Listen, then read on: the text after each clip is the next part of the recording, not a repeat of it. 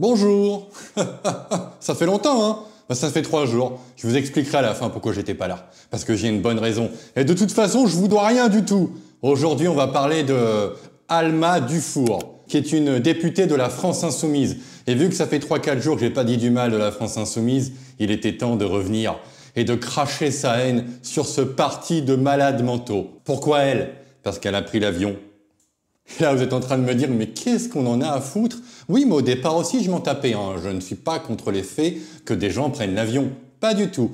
Mais elle, par contre, Alma Dufour, qui est une ancienne activiste écolo, dont la France Insoumise a incorporé dans ses rangs justement pour la question écolo, a promis, il y a quelques années, il y a à peine 3 ans, qu'elle ne prendrait plus jamais l'avion de sa vie.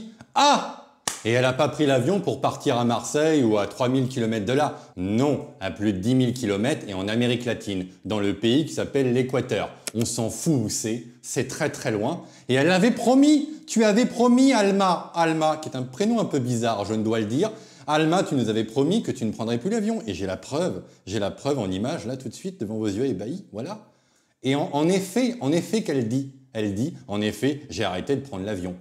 Parce qu'elle est militante écolo, tu vois. Pour elle, l'aviation civile est à bannir parce que l'aviation est émettrice de millions de tonnes de dioxyde de carbone.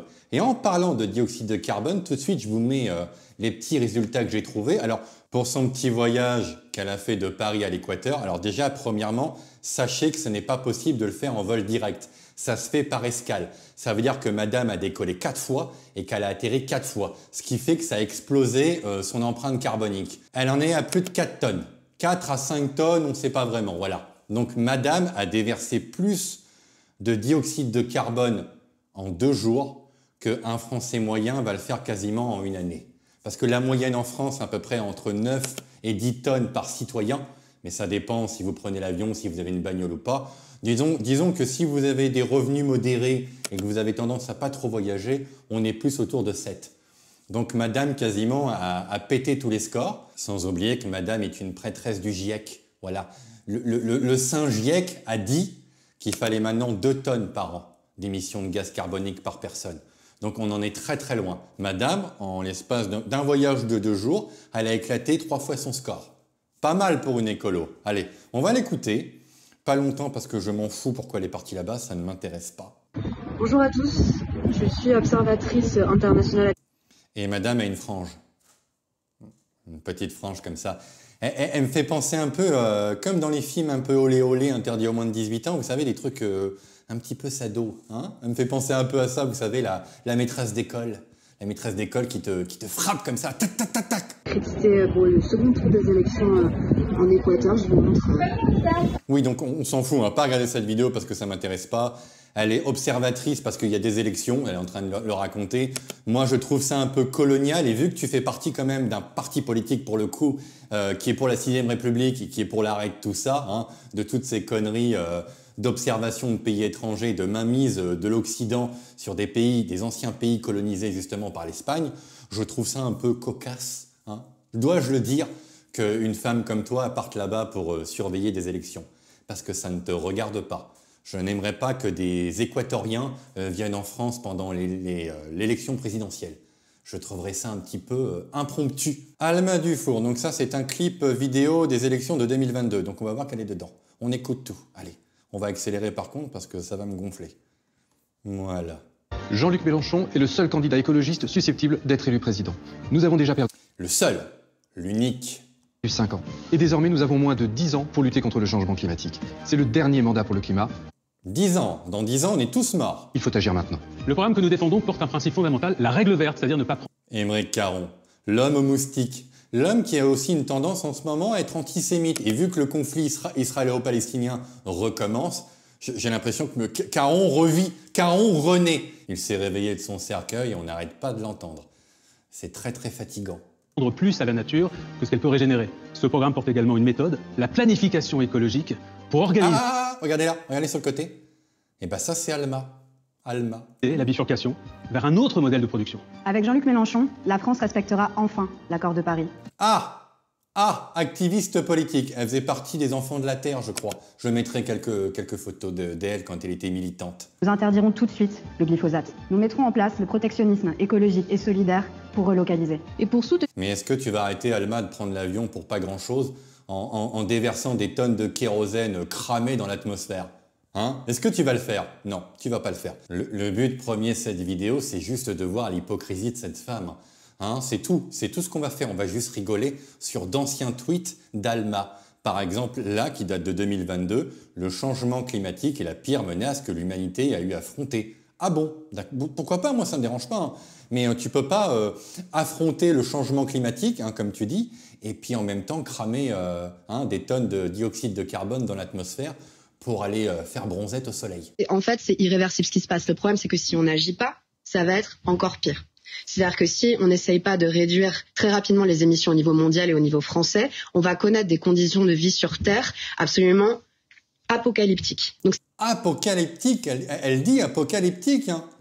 Ah oui, mais bon, t'as quand même pris l'avion pour déverser 5 tonnes de dioxyde de carbone. T'aurais pu rester à Paris tranquillement au chaud, à faire un petit brunch avec Raphaël Arnaud. c'est-à-dire qu'en fait, bien sûr, là, ce qui se passe aujourd'hui, on peut pas revenir en arrière. Mais si on fait rien, c'est pas juste quelques feux de forêt, ça va être toute la France qui va être à feu et à sang. Vraiment, véritablement. À feu et à sang, elle dit. Hein. Moi, je pense que le facteur qui va rendre le pays à feu et à sang, c'est pas vraiment le changement climatique. C'est plutôt autre chose. Mais pourquoi pas? C'est toi qui milites pour ça, c'est pas moi. Hein. Dans 20 ou 30 ans. En fait, un monde qui se réchauffera à plus de 3 degrés, les analystes ne sont même pas capables de dire ce que ça fait, ni sur l'économie, évidemment, mais encore même sur les sociétés humaines, en termes de guerre, en termes de famine, en termes de mort. Clairement, c'est pour ça qu'on a tout intérêt à agir dès maintenant, et c'est que dès aujourd'hui, et pas en 2050, quand la totalité des EPR seront prêts, donc vous... Et pas en 2025, quand tu prends l'avion pour aller en Équateur. Aussi. Parler qu'il faut absolument réduire les émissions de gaz à effet de serre. Ça doit être la priorité absolue du gouvernement. Mais dès aujourd'hui, et je parle du projet de loi pouvoir d'achat, où on est justement très inquiet de ce double discours, où on vient de nous dire qu'on va installer un nouveau terminal d'importation de gaz de schiste. On l'a glissé comme ça, un peu en soum-soum. Attends, ça n'a rien à voir, on s'en fout. Non, t'as pris l'avion. Voilà, c'est tout. Tu milites pour la réduction du dioxyde de carbone dans l'atmosphère et tu viens d'en claquer 5 tonnes. Comment on va les récupérer les 5 tonnes? Est-ce que tu vas faire pousser des petits arbres comme Marine Tondelier? Bon, évite de le faire en Guyane parce que payer encore une fois l'avion pour aller en Guyane, c'est quand même un tout petit peu cher. Est-ce que tu vas faire pousser des tomates sur ton balcon parisien? Hein? Des petites tomates? Je sais pas si ça absorbe beaucoup de CO2, ça, je crois pas. Hein. Alors, la suite. Là, c'est un tweet, hein, je remonte, hein, c'est un tweet de 2022. Alors peut-être qu'en 2023, elle a abandonné tout ça, peut-être, je ne sais pas. L'humanité a moins de 3 ans pour inverser la courbe des émissions. Ah, ça fait qu'en 2026, hein, en 2026, c'est mort. Donc là, on est en 2022.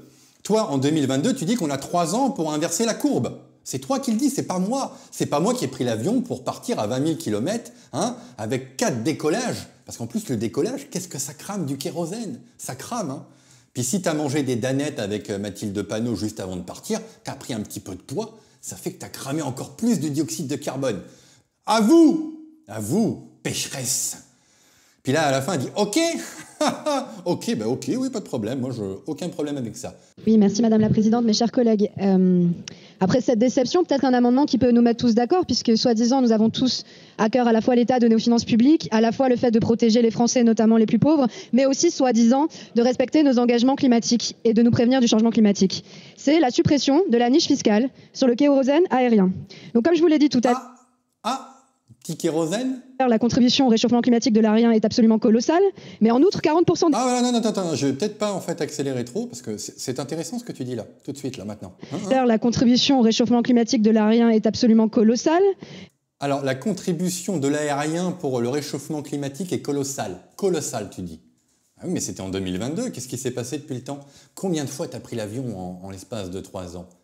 Peut-être que tu l'as pris 3-4 fois? Peut-être. Ça fait que tu as bousillé ton bilan carbone pour des générations et des générations. Mais en outre, 40% des Français n'ont jamais pris l'avion.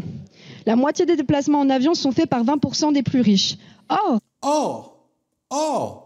Bizarre ça. À l'inverse du carburant pour les voitures, le secteur aérien et le kérosène des avions est perfusé aux aides publiques et complètement sous-taxé. Le kérosène est exonéré de TICPE et de TVA, avec un taux de TVA réduit à 10% sur les billets des vols nationaux et 0% sur les billets internationaux. Attends, je suis en train de me rendre compte qu'on s'en fout en fait. Le début était intéressant, Là, tu es en train de me parler de niche fiscale et non, ça m'intéresse pas. Tu vas faire comme Panot, tu vas aller à la niche, mais ça ne m'intéresse pas du tout. Tu as pris l'avion alors que tu es une bourgeoise. Tu vis très bien ta meilleure vie, hein, et tu dis que 40% des Français n'ont pas pris l'avion, je pense que c'est bien au-dessus, je pense. Alma Dufour, le 5 avril 2023. Pendant 1 heure, ma voisine des Républicains a insulté mes collègues. C'est quoi ces chaussures? Déjà, à l'époque, ils trouvaient que vous vous habillez comme des pouilleux.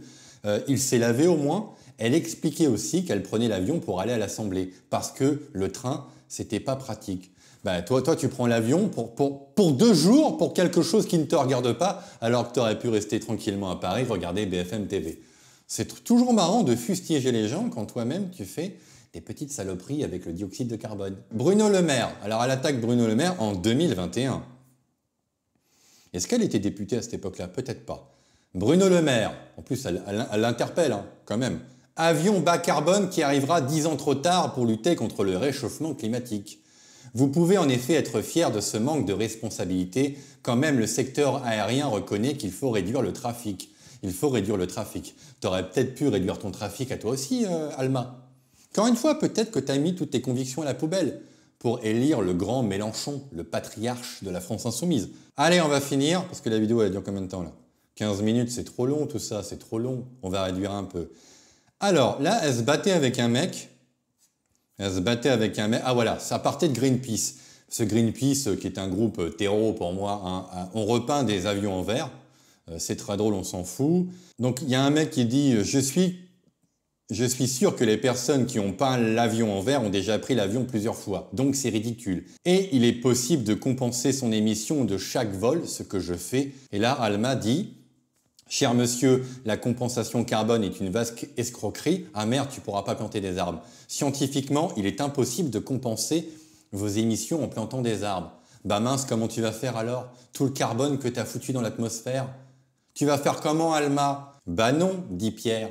Si tu plantes un arbre, il va consommer au fil de sa vie du CO2. Je ne vois pas l'escroquerie. Bah si. Bah si, dit Alma, en disant un arbre va absorber à tout casser 100 kg de CO2. Si tu fais un aller-retour Paris-New York, tu émets 1 tonne de CO2. 2 tonnes de CO2. Tu devrais planter 10 arbres, 20 arbres, je te corrige, hein, qui n'auront absorbé tes émissions de 2021 qu'en 2031. Or, toi, tu vas reprendre l'avion en 2022-2023. Bah, c'est drôle que tu dises ça parce que tu as pris l'avion en 2025 et tu as cramé presque 5 tonnes de CO2. Ça veut dire qu'il faudrait planter combien d'arbres? Tu devrais planter 10 arbres pour 1 tonne. Il va falloir que tu plantes 50 arbres, si je dis pas de conneries. 50 arbres. Beaucoup quand même, hein. Beaucoup. Et le trou va se résorber qu'en 2035. Mince alors. On a 10 ans pour réduire de moins 45% les émissions mondiales. C'était toi il y a 4 ans. Hein. C'est scientifiquement impossible de compenser les émissions suffisamment vite pour limiter le réchauffement climatique, qui aura des impacts irréversibles. Et encore qu'elle dit, Alma, ça c'est la théorie idéale. Parce que tu crois vraiment que les compagnies aériennes plantent 10 arbres à chaque fois qu'un passager prend l'avion? Bah dans ton cas, c'est 50. Je crois pas qu'ils vont le faire. Mais bon, il y a un mec qui arrive dans la conversation, ça plane pour moi. Si je suis ton raisonnement, tu n'as pas de voiture, tu n'achètes que des choses que tu vas chercher à pied et faites avec des matières premières venant des environs. Tu pédales pour t'éclairer, tu te chauffes en dormant avec des bêtes. Avec les bêtes. 16e siècle, quoi. Oui, ils veulent nous faire revenir au temps des dinosaures. J'ai pas dit qu'il ne fallait plus prendre l'avion. J'ai dit qu'il fallait réduire nos trajets en avion. C'est toi qui le dis, Alma, c'est pas moi. Hein. Idem pour le reste. Mais tu peux continuer à nier les impacts du changement climatique. Ça va vraiment bien se passer. Ça va bien se passer. Hein. Le futur à 4 degrés. Ah, mais c'est toi qui contribue, Alma, au futur à 4 degrés, c'est pas nous. Hein. Et tu nous as promis, hein, juste après, le 5 mars 2021, donc le 6 mars 2021, tu nous dis « Et en fait, j'ai arrêté de prendre l'avion. » Bah mince alors, t'as pas été en Équateur à la nage, hein, là.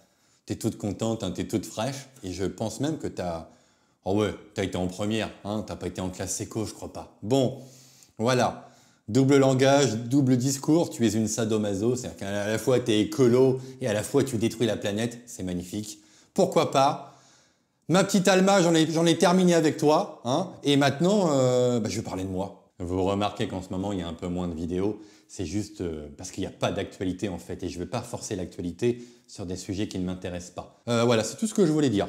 Évitons de trop... Vous avez autre chose à faire, en ce moment il fait beau dehors. Je pense que vous avez d'autres préoccupations que de regarder un abruti sur YouTube. Voilà, bon, fin de la vidéo. Je vous fais plein de bisous. Joyeuse Pâques, en plus c'est bientôt. Et bonne année. Au revoir.